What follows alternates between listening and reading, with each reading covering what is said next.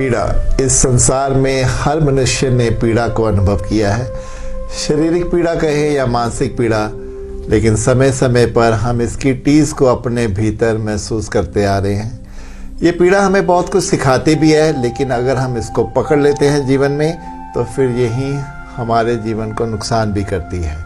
ध्यान और अध्यात्म के इस एपिसोड में मैं आप सबका स्वागत करता हूँ। आज का विषय है पीड़ा।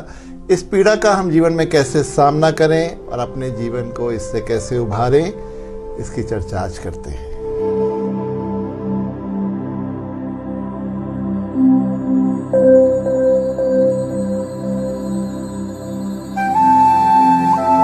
आज बात हो रही है पीड़ा पर, तो हर मनुष्य कोई ना कोई पीड़ा अपने भीतर सजो कर रखता है, जिससे वो अपने आप को पीड़ित महसूस करता है। अगर हम देखें ये पीड़ा है कि और कहाँ से आती है, ये हमारे अतीत से जुड़ी है। जीवन में हम कुछ करना चाहते थे, नहीं कर पाए, कुछ पाना चाहते थे, नहीं पा सके। वही जो गलतियाँ जीवन में होती हैं या कुछ हम खो देते हैं, उसकी पीड़ा हम जीवन में लेके चलते हैं। और भी बहुत से कारण हैं, लेकिन ये पीड़ा हमारी एनर्जी को लो करती है, हमें उदासी और निराशा की तरफ धकेल देती है।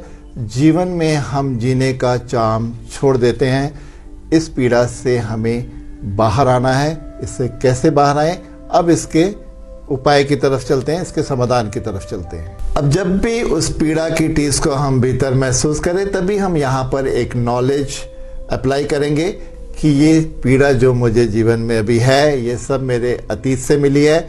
वहाँ हम कुछ भी बदलाव नहीं कर सकते। ये पीड़ा ऐसे ही मेरे जीवन में आनी थी, ये ईश्वर की मर्जी थी। उसने मुझे कुछ इसी में से सिखाना था। अब यहाँ हम ये मान के चलेंगे कि जो पीड़ा के रूप में ऊर्जा हमारे भीतर है, इसको हम एक नई दिशा की ओर ले जाएंगे। जो भी हमने जीवन में लक्ष्य, अपने उद्देश्य निर्धारित किए हैं, इस ऊर्जा को हम उधर खर्च करेंगे। फिर जैसे ही हम अपना ध्यान उस पीड़ा से हटाते हैं, तो भी हम उस पीड़ा से धीरे धीरे मुक्त होने लगते हैं। ये तो था विषय पीड़ा पर। अगले एपिसोड में फिर एक नए विषय के साथ आपसे फिर मुलाकात होगी। तब तक के लिए आपसे मैं विदा लेता हूँ। आपका बहुत बहुत धन्यवाद।